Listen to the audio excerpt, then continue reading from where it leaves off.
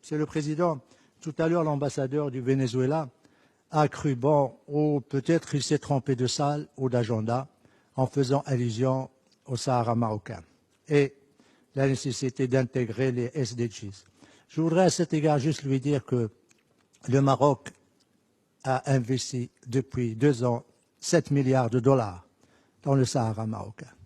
Je voudrais également lui dire que le développement, le taux de développement, de progrès et d'investissement aussi bien national qu'étranger assure à cette région un développement durable constant avec l'inclusivité et la participation de toute la population, ce qui n'est pas le cas pour le Venezuela, la dernière dictature de l'Amérique latine.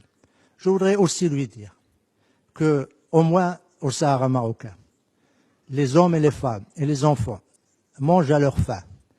Ils ne traversent pas les frontières pour aller acheter, faire des achats, et les enfants ne cherchent pas dans les poubelles pour manger. Je voudrais également dire que le Venezuela, qui est le pays le plus riche de la région, avec son pétrole et son gaz, il a un pays pauvre, tout simplement, parce que le régime dictatorial sur place a fait la captation des richesses nationales du pays aux dépens de la population. Dernière observation, Monsieur le Président, juste pour dire qu'il ne peut pas y avoir de développement sans démocratie. Il ne peut pas y avoir de développement sans respect des droits de l'homme. Il ne peut pas y avoir de développement sans état de droit et le respect des élections et du scrutin. Il ne peut pas y avoir de développement sans qu'il y ait le respect des institutions nationales. Or, ce qui se passe actuellement au Venezuela déshonore ce pays. Et nous sommes très heureux d'apprendre que finalement, aujourd'hui, le président Maduro a fini par demander l'assistance humanitaire des Nations Unies. Le pays, le plus grand pays d'exportateur du pétrole et du gaz demande l'assistance des Nations Unies. Ça, c'est vraiment la surprise.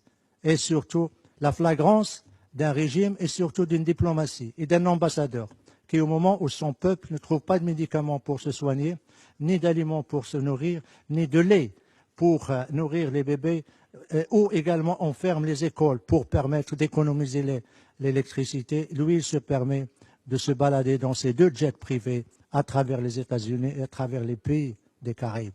Je suis désolé, Monsieur le Président, mais j'étais obligé de faire cette déclaration parce que tout simplement, l'ambassadeur du Venezuela n'a pas eu de respect ni à la présidence, ni au PGA, ni à notre salle. Nous étions en train de parler de développement et lui, dans sa croisade idéologico-politique, s'attaque une fois de plus au Maroc.